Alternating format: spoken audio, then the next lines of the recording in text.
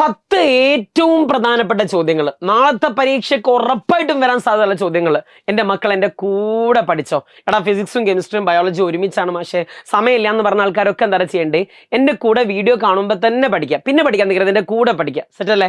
So ആദ്യം തന്നെ നല്ലൊരു പോസിറ്റീവ് മൈൻഡോട് കൂടി ഹാപ്പി ആയിട്ട് സർ ഞങ്ങൾ പഠിക്കുന്നതൊക്കെ വരും എന്നുള്ള വിശ്വാസത്തിൽ എൻ്റെ കൂടെ വാ.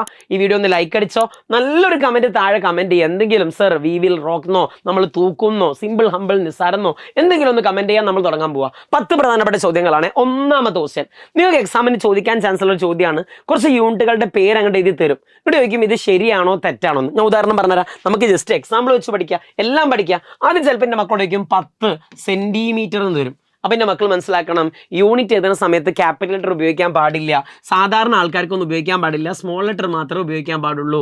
ചിലപ്പോൾ എൻ്റെ മക്കൾക്ക് തരും 10 ന്യൂട്ടൺ എന്ന് സ്മോൾ ലെറ്റർ തരും. അപ്പം എൻ്റെ മക്കൾ എന്താ മനസ്സിലാക്കേണ്ടത്, ശാസ്ത്രജ്ഞൻ്റെ പേരിലാണെങ്കിൽ ഇങ്ങനെയല്ല എഴുതുക. എന്താണ് എഴുതുക? 10 ന്യൂട്ടൺ ക്യാപിറ്റൽ ലെറ്ററിലാണ് എഴുതുക. സോ അങ്ങനെ തിരിച്ചും മറിച്ചും എഴുതാനൊക്കെ എൻ്റെ മക്കൾ പഠിക്കണം. നമുക്ക് പിന്നെ എന്താ അവിടെ നിന്ന് ചോദിക്കാൻ ചാൻസ് ഉള്ളത്? ചിലപ്പോൾ ചോദിക്കുക 7 മീറ്ററും 5 സെന്റിമീറ്ററും ഇങ്ങനെ എഴുതാൻ പാടുണ്ടോ? ഇല്ല.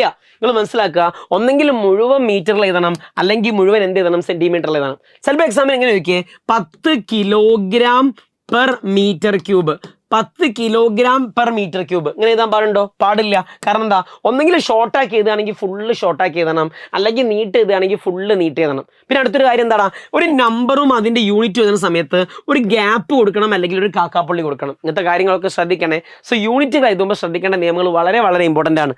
അവിടെ അതേപോലെ ഇമ്പോർട്ടൻ്റ് ആണ്. ഇപ്പോൾ ഫോർ എക്സാമ്പിൾ വിളിക്കും 10 മീറ്റർ പെർ സെക്കൻഡ് ഇങ്ങനെ എഴുതാൻ പാടുണ്ടോ? ഇല്ല. നമ്മൾ എന്താ എഴുതേണ്ടത്? Metre per second square. ഒരു ഇക്വേഷനിൽ ഒരു ബൈ മാത്രമേ ഇടാൻ പാടുള്ളൂ. സോ ഒരു യൂണിറ്റ് തന്നിട്ട് അത് ശരിയാണോ തെറ്റാണോ നല്ല രീതിയിലാണോ എഴുതിയെന്നൊക്കെ എൻ്റെ മക്കളോട് ചോദിക്കും. പേടിക്കരുത്, ഞാൻ കുറച്ച് എക്സാമ്പിൾസ് ഒക്കെ ഇവിടെ പറഞ്ഞിട്ടുണ്ട്. ബാക്കിയൊക്കെ നമ്മൾ ലൈവിൽ സെറ്റാക്കും. ഇന്ന് രാത്രി ലൈവ് മുഴുവനായിട്ട് കാണാം. അതിൽ ഫിസിക്സ് ഉണ്ടായിരിക്കും, കെമിസ്ട്രി ഉണ്ടായിരിക്കും, ബയോളജി ഉണ്ടായിരിക്കും. സോ മുഴുവനും സമയം പോലെ കണ്ടു തീർക്കണം കേട്ടോ. നമുക്കിനി രണ്ടാമത്തെ ടൈപ്പ് ക്വസ്റ്റ്യൻ ചോദിക്കാം. ഇവിടുന്ന് രണ്ടാമത്തെ എക്സാമിന് എന്താ ചോദിക്കുക? ഫണ്ടമെന്റൽ ക്വാണ്ടിറ്റിയും ഡിറൈവ്ഡ് ക്വാണ്ടിറ്റിയും തമ്മിലെ വ്യത്യാസം, അടിസ്ഥാന അളവും വ്യുൽപ്പന്ന അളവും. ആ എക്സാമ്പിൾ പഠിച്ചാൽ മതി. ആ 7 ആൾക്കാരല്ല, ഒരു ടേബിളിലുള്ള 7 ആൾക്കാർ, ആ 7 ആൾക്കാരല്ലാത്ത എല്ലാ വടൂപ്പുകളും ഏതായിരിക്കും? ഡിറൈവ്ഡ് ക്വാണ്ടിറ്റീസ് ആയിരിക്കും. For example length, mass, time, നീളം, മാസ്, സമയം, ടെമ്പറേച്ചർ താപനില, ഇലക്ട്രിക് കറന്റ് വൈദ്യുത പ്രവാഹ തീവ്രത, എമൗണ്ട് ഓഫ് സബ്സ്റ്റൻസ് പദാർത്ഥത്തിന്റെ അളവ്, ലൂമിനസ് ഇന്റൻസിറ്റി പ്രകാശ തീവ്രത. ഈ 7 ആൾക്കാരാണ് ഫണ്ടമെന്റൽ ക്വാണ്ടിറ്റീസ്, അടിസ്ഥാന അളവ്. ഇതല്ലാത്ത ആൾക്കാരൊക്കെ ഡെൻസിറ്റി, സാന്ദ്രത, വോളിയം, വ്യാപ്തം, പരപ്പളവ്, ഏരിയ. ഇതല്ലാത്ത വേറെ ആരും ചോദിക്കാണ്ടിരിക്കുക, ബലം, ഫോഴ്സ്, പ്രഷർ, മർദ്ദം. ആ 7 ആൾക്കാരല്ലാത്ത എല്ലാവരും ഏതായിരിക്കടാ? ഡിറൈവ്ഡ് ക്വാണ്ടിറ്റീസ് ആയിരിക്കും, വ്യുൽപ്പന്ന അളവുകളായിരിക്കും. കുഴപ്പമൊന്നുമില്ലല്ലോ. സോ അവർ തമ്മിൽ തന്നിട്ട് കൂട്ടത്തിൽ പെടാത്ത ഏതാന്നൊക്കെ ചോദിക്കുകയെ. അടുത്തൊരു ക്വസ്റ്റ്യൻ ഈ പാഠത്തിൽ നിങ്ങളുടെ അല്ലെങ്കിൽ ഈ ഓണപരീക്ഷയ്ക്ക് ചോദിക്കാൻ ചാൻസ് ഉള്ള മറ്റൊരു പ്രധാനപ്പെട്ട ചോദ്യമാണ്. ഒരു ആളെ തന്നിട്ട് ഇതിനെ അതിൻ്റെ SI യൂണിറ്റിലേക്ക് മാറ്റാൻ വേണ്ടി പറയും. SI യൂണിറ്റിലേക്ക് മാറ്റാൻ വേണ്ടി പറയും. അപ്പോൾ എൻ്റെ മക്കൾ എന്താ ചെയ്യേണ്ടത്? സിമ്പിളാ. ഉദാഹരണത്തിന് എൻ്റെ മക്കളോട് ചോദിക്കുകയാണ് 5 മണിക്കൂർ എന്ന് പറഞ്ഞാൽ, 5 മണിക്കൂർ എന്ന് പറഞ്ഞാൽ അതിനെങ്ങനെ SI യൂണിറ്റിലേക്ക് മാറ്റാന്ന്. അപ്പോൾ എൻ്റെ മക്കൾ എന്താ മനസ്സിലാക്കേണ്ടത്? മണിക്കൂർ എന്ന് പറഞ്ഞാൽ സമയത്തിന്റെ യൂണിറ്റ് അല്ലേ? സമയത്തിന്റെ SI യൂണിറ്റ് ഏതാ? സെക്കൻഡ്. സിമ്പിൾ ആണ്. മിനിറ്റിന് സെക്കൻഡിലേക്ക് മാറ്റാൻ ഒരു വട്ടം 60 കൊണ്ട് ഗുണിക്കുക. മണിക്കൂറിന് സെക്കൻഡിലേക്ക് മാറ്റണമെങ്കിൽ 2 വട്ടം 60 കൊണ്ട് ഗുണിക്കുക. ഇത് മണിക്കൂർ അല്ലേ? സോ 5 × 60 × 60 ഇത് ചെയ്താൽ കിട്ടുന്ന ഉത്തരമായിരിക്കും നിങ്ങൾക്ക് ആ സെക്കൻഡിൽ. ഇത്ര മാത്രമേ ഉള്ളൂ. സോ ഞാൻ അതിൻ്റെ മാർഗം മാത്രം പറഞ്ഞുതരാം. ഡീറ്റെയിൽ സ്റ്റെപ്പുകളൊക്കെ നമ്മൾ അവിടെ ലൈവിൽ പറയും. സോ ഇത്ര മാത്രം മനസ്സിലാക്കുക. മണിക്കൂറിന് സെക്കൻഡിലേക്ക് മാറണമെങ്കിൽ 2 വട്ടം 60 കൊണ്ട് ഗുണിക്കുക. മിനിറ്റിന് സെക്കൻഡിലേക്ക് മാറണമെങ്കിൽ 1 വട്ടം 60 കൊണ്ട് ഗുണിക്കുക. അതാണ് അവിടുന്ന് ഏറ്റവും ചോദിക്കാൻ ചാൻസ് ഉള്ള ക്വസ്റ്റ്യൻ. പിന്നെ ഇങ്ങോട്ട് എന്താ ചോദിക്കുക? മാസിന്റെ കേസിലാണ്. മാസിന്റെ കേസിൽ നമുക്ക് എന്താ ചോദിക്കുക? ഗ്രാമിനെ എങ്ങനെ കിലോഗ്രാമിലേക്ക് മാറ്റാന്ന്. ഇത് ഇമ്പോർട്ടൻ്റ് ആടാ. 500 ഗ്രാം എന്ന് പറഞ്ഞാൽ എത്ര കിലോഗ്രാം ആണെന്ന് ദയവ് ഇതിൻ്റെ മക്കൾ പഠിച്ചേ. ഗ്രാമിന് കിലോഗ്രാമിലേക്ക് മാറ്റാൻ 1000 കൊണ്ട് ഹരിച്ചാൽ മതി. സോ 500 ഗ്രാം എന്ന് പറഞ്ഞാൽ എത്ര കിലോഗ്രാം ആടാ? 500 ഡിവൈഡഡ് ബൈ 1000. ഈ പൂജ്യം വെട്ടി, ഈ പൂജ്യം വെട്ടി, 5/10. 5/10 പറഞ്ഞാൽ എത്ര മക്കളെ? 0.5 കിലോഗ്രാം, 1/2 കിലോഗ്രാം. സോ ഇത്ര മാത്രമേ ഉള്ളൂ. വളരെ സിമ്പിൾ ആടാ. ഗ്രാമിന് കിലോഗ്രാമിലേക്ക് മാറ്റാൻ 1000 കൊണ്ട് ഹരിക്കുക. സെറ്റ് അല്ലേ? അതൊന്നും നല്ല എളുപ്പത്തിൽ മക്കൾ പഠിച്ചോളേ. പിന്നെ ഇവിടുന്ന് വളരെ വളരെ പ്രധാനപ്പെട്ട ഒരു നൂറ് പഠിച്ചോളി. സെന്റിമീറ്ററിനെ എങ്ങനെ മീറ്ററിലേക്ക് മാറ്റാന്ന്. സെന്റിമീറ്ററിനെ മീറ്ററിലേക്ക് മാറ്റാൻ 100 കൊണ്ട് ഹരിച്ചാൽ മതി, 100 കൊണ്ട് ഡിവൈഡ് ചെയ്താൽ മതി. ഉദാഹരണത്തിന് 10 സെന്റിമീറ്റർ എന്ന് പറഞ്ഞാൽ എത്ര മീറ്റർ ആണെന്ന്. സെന്റിമീറ്ററിനെ മീറ്ററിലേക്ക് മാറ്റാൻ 100 കൊണ്ട് ഹരിക്കുക. 10/100. ഈ 0 വിട്ട 1/10 0.1 മീറ്റർ ആണ് ഉത്തരം. സോ ഇതെന്തായാലും പഠിച്ചു വെക്കണം കേട്ടോ. സമയത്തിനെ മണിക്കൂറിനെ സെക്കൻഡിലേക്ക് മാറ്റുന്നുണ്ടെങ്കിൽ 2 വട്ടം 60 കൊണ്ട് ഗുണിക്കുന്നു. ഗ്രാമിനെ കിലോഗ്രാമിലേക്ക് മാറ്റാൻ 1000 കൊണ്ട് ഹരിക്കുന്നു. സെന്റിമീറ്ററിനെ മീറ്ററിലേക്ക് മാറ്റാൻ 100 കൊണ്ട് ഹരിക്കുന്നു. റെഡി അല്ലേ? ഇതാണ് രണ്ടാമത്തെ ഒരു ടൈപ്പ് ചോദ്യങ്ങൾ. ഇനി അടുത്തത് മൂന്നാമത്തെ സാറങ്ങളോട് എന്താ ചോദിക്കുക? നിങ്ങളൊരു എക്സാമ്പിൾ തരും. ഇവിടെ ചോദിക്കും, ഇയാൾ റെസ്റ്റിലാണോ മോഷനിലാണോ? ഏതെങ്കിലും രണ്ടാൾക്കാരെ താരതമ്യം ചെയ്യും. ഇവിടെ ചോദിക്കും, ഇപ്പോൾ ഇയാൾ നിശ്ചലാവസ്ഥയിലാണോ ചലനാവസ്ഥയിലാണോ? സിമ്പിളാ, ഞാൻ പറഞ്ഞുതരാം. നിങ്ങൾ അത്ര മാത്രം നോക്കിയാൽ മതി. ഓലെ എപ്പോഴും ഒരുമിച്ചാണെങ്കിൽ റെസ്റ്റിലാണ്, നിശ്ചലാവസ്ഥയിലാണ്. എപ്പോഴും ഒരുമിച്ചല്ല എന്നുണ്ടെങ്കിൽ ചലനാവസ്ഥയിലാണ്. ഉദാഹരണം പറഞ്ഞോ, എക്സാമ്പിൾ പറഞ്ഞോ, മെല്ലെ കേട്ടോ. ഇപ്പൊ ഇങ്ങോട്ട് ഞാൻ ചോദിക്കുകയാണെ, ഒരു മേശ ഉണ്ട്. ആ മേശന്റെ പുറത്ത് ഞാൻ എന്താ വെച്ച് ഒരു ഗ്ലാസ് വെച്ചെന്ന് വിചാരിക്കുക. മേശപ്പുറത്ത് ഒരു ഗ്ലാസ് ഉണ്ടെന്ന് വിചാരിക്കുക. ഞാൻ അങ്ങോട്ട് ചോദിക്കുകയാണ്, ഈ cup with respect to the table, എടാ മേശയെ സംബന്ധിച്ചിടത്തോളം ഈ ഗ്ലാസ് നിശ്ചലാവസ്ഥയിലാണോ ചലനാവസ്ഥയിലാണോ? എൻ്റെ മക്കൾ എന്തുമാത്രം ആലോചിക്കണ്ടേ? രണ്ടാളും എപ്പോഴും ഒരുമിച്ചാണോ? അല്ലേ? ഇവരെപ്പോഴും ഒരുമിച്ചല്ലേ? ആ മേശന്റെ പുറത്ത് തന്നെയല്ലേ ആ ഗ്ലാസ് കിടക്കുന്നത്? രണ്ടാളും ഒരുമിച്ചാണെങ്കിൽ നമ്മൾ എന്താ പറയാ? റെസ്റ്റിലാണ്, നിശ്ചലാവസ്ഥയിലാണ്. ചിലപ്പോൾ കൂടെ നേരെ ചോദിക്കേ, ഈ ഒരു മേശ അല്ലെങ്കിൽ ഈ ഒരു ഗ്ലാസ് സൂര്യനെ കമ്പയർ ചെയ്യുമ്പം സണ്ണാണ് റെഫറൻസ് ഒബ്ജക്റ്റ് അല്ലെങ്കിൽ അവലംബക വസ്തു എന്നുണ്ടെങ്കിൽ റെസ്റ്റിലാണോ മോഷനിലാണോ? ചലനാവസ്ഥയിലാണോ നിശ്ചലാവസ്ഥയിലാണോ? എൻ്റെ മക്കളൊന്ന് ആലോചിച്ച് നോക്ക്. ഈ ഗ്ലാസ് ഭൂമിയിലല്ലേ? സൂര്യൻ എന്ന് പറഞ്ഞാൽ ഭൂമി ഇങ്ങനെ അപ്പുറത്തല്ലേ? സോ ഭൂമി സൂര്യൻ ചുറ്റും ഇങ്ങനെ കറങ്ങല്ലേ? ഇവർ രണ്ടാളും എപ്പോഴും ഒരുമിച്ചല്ല, ചലിച്ചുകൊണ്ടിരിക്കുന്നുണ്ട്. സോ നമ്മൾ പറയും ആ സാഹചര്യത്തിൽ മോഷനിലാണ്, ചലനാവസ്ഥയിലാണ്. ഓക്കെ അല്ലേ? സെറ്റ് അല്ലേ? സോ നിങ്ങൾ ഇത്ര മാത്രം മനസ്സിലാക്കിയാൽ മതി. ഈ ലോകത്ത് ഏതൊരാളെയും നിങ്ങൾക്ക് വേണമെങ്കിൽ അയാൾ റെസ്റ്റിലാണ് എന്ന് പറയാം, നിശ്ചലാവസ്ഥയിലാണെന്ന് പറയാം. വേണമെങ്കിൽ നിങ്ങൾക്ക് പറയാം അയാൾ മോഷനിലാണ്, ചലനാവസ്ഥയിലാണെന്ന്. നിങ്ങൾ എന്തുമാത്രം ചെയ്താൽ മതി? എപ്പോഴും അയാളുടെ കൂടെയുള്ള ആളെ നിങ്ങൾ എടുക്കുകയാണെന്നുണ്ടെങ്കിൽ അയാൾ റെസ്റ്റിലായിരിക്കും. അപ്പോൾ ഫോർ എക്സാമ്പിൾ ഞാൻ ഇവിടെ ഇങ്ങനെ നിൽക്കുക, എൻ്റെ ബാക്കിലുള്ള അല്ലെങ്കിൽ എൻ്റെ അടിയിലുള്ള തറയെ കമ്പയർ ചെയ്യുമ്പം തറയെ എടുക്കുകയാണെന്നുണ്ടെങ്കിൽ ഞങ്ങൾ എപ്പോഴും ഒരുമിച്ചാണ്, ഞാൻ റെസ്റ്റിലാണ്. എന്നാൽ സൂര്യനെ കമ്പയർ ചെയ്യുമ്പം ഞാൻ ഇങ്ങനെ ചലിച്ചുകൊണ്ടിരിക്കുകയാണ്, മോഷനിലാണ്. ഇത് മാത്രം അവിടെ എൻ്റെ മക്കൾ ഓർത്താൽ മതി.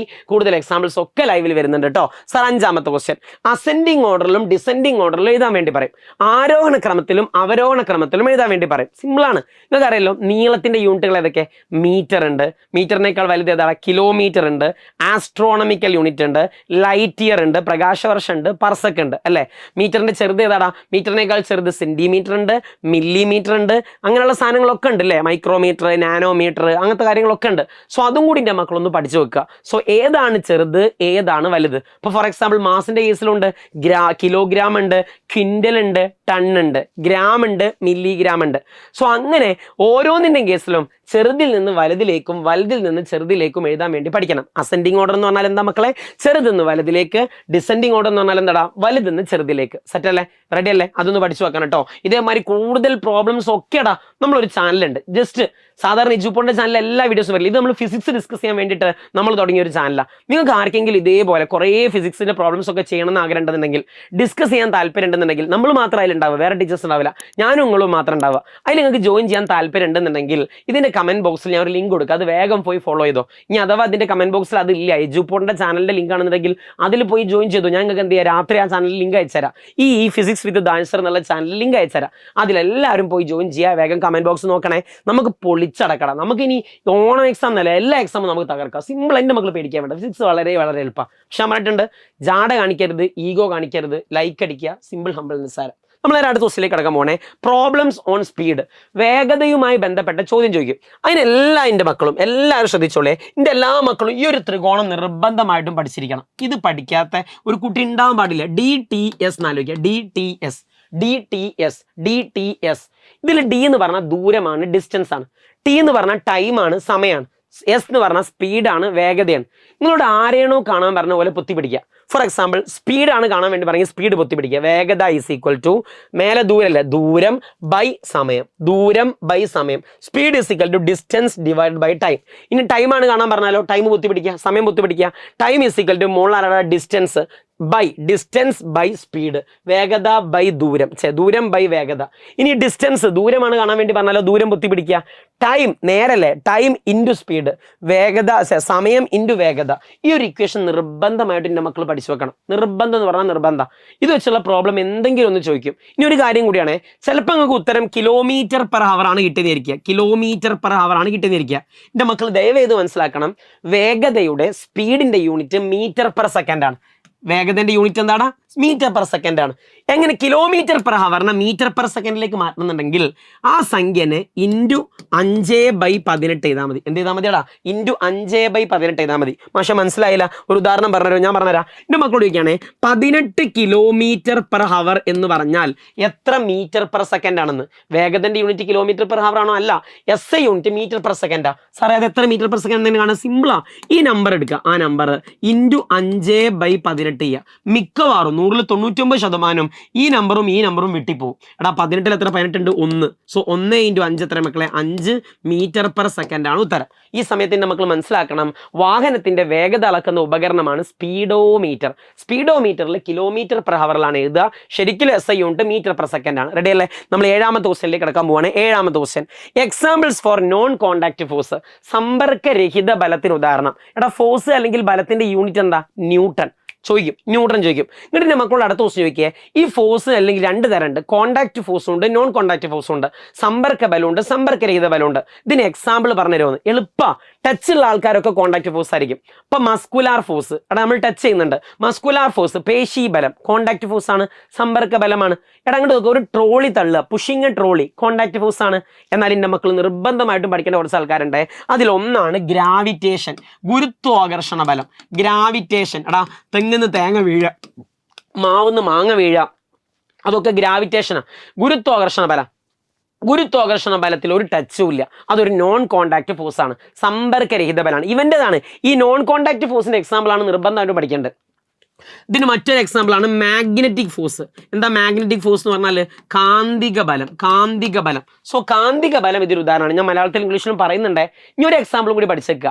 ഇലക്ട്രോസ്റ്റാറ്റിക് ഫോഴ്സ്, സ്ഥിത വൈദ്യുത ബലം. ഇലക്ട്രോസ്റ്റാറ്റിക് ഫോഴ്സ് അതെന്താ മാഷേ? സിമ്പിളാണ്, പേടിക്കൊന്നും വേണ്ട. ഞാൻ പറഞ്ഞുതരാം. നമ്മൾ പണ്ടൊക്കെ ചെയ്തൊരു എക്സ്പെരിമെന്റ് ഇല്ലടാ. നമ്മൾ തലയിൽ ഇങ്ങനെ പേപ്പർ തലയിൽ എന്തെന്ന് വെച്ചാൽ ഒരു പെൻസിൽ കൊണ്ടോ അല്ലെങ്കിൽ പേന കൊണ്ടോ ഇങ്ങനെ റബ്ബ് ചെയ്യും, അല്ലെങ്കിൽ സ്കെയിൽ കൊണ്ട് റബ്ബ് ചെയ്യും. എന്നിട്ട് ചെറിയ പേപ്പറിന്റെ അടുത്ത് വെക്കുന്ന സമയത്ത് പേപ്പർ ഒട്ടി പിടിക്കും. അതൊരു കാന്തം പോലെയല്ലേ? സോ ഈ 3 ആൾക്കാരും എവിടെ കണ്ടാലും എൻ്റെ മക്കൾ പറഞ്ഞോ നോൺ കോണ്ടാക്ട് ഫോഴ്സ് ആണ്, സമ്പർക്കരഹിത ബലമാണ്. നമ്മൾ 8ാമത്തെ ചോദ്യത്തിലേക്ക് കിടക്കാൻ പോവാണ്. മെഷറിംഗ് ജാറുമായി ബന്ധപ്പെട്ട ഒരു ചോദ്യം ഉണ്ടാവും. അളവ് പാത്രവുമായി ബന്ധപ്പെട്ട ഒരു ചോദ്യം ഉണ്ടാവും. സാർ അളവ് പാത്രവുമായി ബന്ധപ്പെട്ട് നമ്മൾ എന്താ അറിയേണ്ടത്? അളവ് പാത്രം എന്ന് പറഞ്ഞാൽ ഒരു പ്രത്യേകിച്ച് ആകൃതി ഇല്ലാത്ത ഒരു കല്ലുണ്ട് വിചാരിക്കുക. ഈ കല്ലിന്റെ വോള്യം അല്ലെങ്കിൽ വ്യാപ്തം കണ്ടെത്താനാണ് നമ്മൾ മെഷറിംഗ് ജാർ അല്ലെങ്കിൽ അളവ് പാത്രം ഉപയോഗിക്കുക. സാധാരണ രീതിയിൽ ഒരാളുടെ വോള്യം എങ്ങനെ കണ്ടെത്തുക? Length into breadth into height ഒക്കെ ചെയ്താൽ പോരെ. പക്ഷെ ഇതിന് പ്രത്യേകിച്ച് ലെങ്ത് ഉണ്ടോ ഇല്ല, ബ്രെഡ്ത്ത് ഉണ്ടോ ഇല്ല, ഹൈറ്റ് ഉണ്ടോ ഇല്ല. അപ്പൊ നമുക്ക് എന്താ ചെയ്യേണ്ടി? ഒരു അളവ് പാത്രത്തിൽ കുറച്ച് വെള്ളം എടുക്കുക. എന്നിട്ട് ഈ കല്ലിന് ഇതിൻ്റെ ഉള്ളിലേക്ക് ഒരു നൂല് കെട്ടി അങ്ങോട്ട് താത്തുക. അപ്പൊ ആദ്യത്തെ വെള്ളം 10-ലാണെന്ന് ഇരിക്കുക. പിന്നെ കല്ലിടുന്ന സമയത്ത് ചിലപ്പോൾ 30 ആയിരിക്കും. അപ്പൊ എത്രയാണ് കൂടിയെന്ന് നോക്കുക. 10 30 ആവണമെന്നുണ്ടെങ്കിൽ എത്ര കൂടി? 20 കൂടി. ആ 20 ആണ് ആരുടെ വോള്യം? ഈ കല്ലിന്റെ വോള്യം. സിമ്പിളാ, വളരെ എളുപ്പമാണ്. ഞങ്ങൾക്ക് ഇങ്ങനെ എല്ലാ ടോപ്പിക്കും പഠിപ്പിച്ചു തരാം രാത്രി ലൈവിൽ. ഞങ്ങൾ ഫിസിക്സും സയൻസും ഫുൾ സെറ്റാക്കി തരാം. ആൻഡ് ഗൈസ് 9ാമത്തെ ചോദ്യം, ഇത് മക്കളുടെ ചിലപ്പോൾ എക്സാമിന് ചോദിക്കും. ഒരു പേപ്പറിന്റെ കനം എങ്ങനെ കണ്ടെത്തുകയെന്ന്. സിമ്പിളാടാ. ഒരു പേപ്പറിന്റെ കനം കണ്ടെത്താൻ സ്കെയിൽ ഉപയോഗിച്ച് പറ്റുമോ? ഇല്ല. അപ്പൊ നമ്മൾ എന്താ ചെയ്യേണ്ടി? ഒരുപാട് പേപ്പർ അട്ടിക്കിടുക. എന്നിട്ട് അത് എത്ര പേപ്പർ ഉണ്ടെന്ന് എണ്ണുക. ഇതൊരു സ്കെയിൽ വെച്ചിട്ട് ഈ മൊത്തം പേപ്പറിന്റെ ഉയരം കാണുക. ഒരു പേപ്പറിന്റെ കനം എങ്ങനെ കണ്ടെത്തുക? ആകെ ഉയരം. നല്ലോണം നോക്കിയോളേ. ആകെ ഉയരം, ടോട്ടൽ ഹൈറ്റ് ഡിവൈഡഡ് ബൈ ആകെ എണ്ണം, ടോട്ടൽ നമ്പർ ഓഫ് പേപ്പേഴ്സ്. എടാ ഇത് നോക്കട്ടോ, ഈ ഒരു ഇക്വേഷൻ ഉപയോഗിക്കുകയാണെങ്കിൽ നിങ്ങൾക്ക് ഒരു പേപ്പറിന്റെ കനം കണ്ടെത്താൻ പറ്റും. ഒരുപാട് പേപ്പർ അട്ടിക്കിടുക, അതിന്റെ മൊത്തം ഉയരം കണ്ടെത്തുക, ആ മൊത്തം ഉയരത്തിനെ മൊത്തം എണ്ണം കൊണ്ട് ഹരിക്കുക. സെറ്റല്ലേ? ആൻഡ് ഗൈസ് ലാസ്റ്റ് ക്വസ്റ്റ്യൻ, എന്താണ് SI യൂണിറ്റിന്റെ പ്രത്യേകത? എടാ ലോകത്തെ എല്ലായിടത്തും ഒരുപോലെയുള്ള സെയിം ആയിട്ടുള്ള ഒരു സമ്പ്രദായമാണ് SI യൂണിറ്റ്. SI യൂണിറ്റ് പ്രത്യേകത എന്താ? ലോകത്തെ എല്ലായിടത്തും അത് സ്വീകാര്യമാണ്, ഇന്റർനാഷണലി അക്സെപ്റ്റഡ് ആണ്, അത് എല്ലായിടത്തും സ്വീകാര്യമാണ്, സെയിം ആണ്. അതുകൊണ്ട് നമ്മൾ അതിനെ വിളിക്കുന്ന പേരാണ് SI യൂണിറ്റ്. എടാ ഓരോ ആൾക്കാരുടെ SI യൂണിറ്റ് പഠിക്കണേ. നീളത്തിന്റെ SI യൂണിറ്റ് മീറ്റർ ആണ്, മാസിന്റെ SI യൂണിറ്റ് കിലോഗ്രാം ആണ്, സമയത്തിന്റെ SI യൂണിറ്റ് സെക്കൻഡ് ആണ്, കറന്റിന്റെ SI യൂണിറ്റ് ആംബിയർ ആണ്, ടെമ്പറേച്ചറിന്റെ SI യൂണിറ്റ് കെൽവിൻ ആണ്, എമൗണ്ട് ഓഫ് സബ്സ്റ്റൻസിന്റെ യൂണിറ്റ് ഏതാടാ? അത് മോളാണ്. ആൻഡ് ലൂമിനസിനൻസിന്റെ യൂണിറ്റ് കാൻഡിലയാണ്. ഇതൊക്കെ നിർബന്ധമായിട്ട് എൻ്റെ മക്കൾ പഠിക്കണേ. ഞാനൊരു കാര്യം കൂടി എൻ്റെ മക്കളോട് പറയാം. ഇതേപോലെ നിങ്ങൾക്ക് ക്രിസ്മസ് എക്സാമിന്റെ മുമ്പ് ഫുൾ സെറ്റ് ആക്കണം എന്നുണ്ടെങ്കിൽ എജുപോർട്ടിന്റെ ഫാസ്റ്റ് ട്രാക്ക് ബാച്ചിൽ ജോയിൻ ചെയ്തോ. എടാ ഇപ്പം ജോയിൻ ചെയ്യുകയാണെങ്കിൽ ഓഫർ ഉണ്ട്. അതിന്റെ ലിങ്ക് താഴെ കമന്റ് ബോക്സിൽ ഉണ്ടാവും. ആ കമന്റ് ബോക്സിലുള്ള ആ ലിങ്ക് ഒന്ന് പോയിട്ട് ക്ലിക്ക് ചെയ്തിട്ട് എൻ്റെ മക്കൾ നന്നായിട്ട് അങ്ങോട്ട് പഠിക്കുക. സോ ഒരിക്കൽ കൂടി എൻ്റെ മക്കളോട് പറയുകയാണെ, നന്നായിട്ട് പഠിക്കുക. ഏതെങ്കിലും ഭാഗത്ത് സംശയം ഉണ്ടെങ്കിൽ ആ ഭാഗം വീണ്ടും കാണുക. നിങ്ങൾ ഫ്രണ്ട്സിനോടൊക്കെ ഇന്ന് രാത്രി ലൈവിൽ കാണാൻ വേണ്ടി പറയാം. ഇഷ്ടപ്പെട്ടെന്നുണ്ടെങ്കിൽ ലൈക്ക് അടിച്ച് എന്തെങ്കിലും ഒരു പോസിറ്റീവ് കമന്റ് ചെയ്യുക. ഓക്കെ അല്ലേ? ബൈ.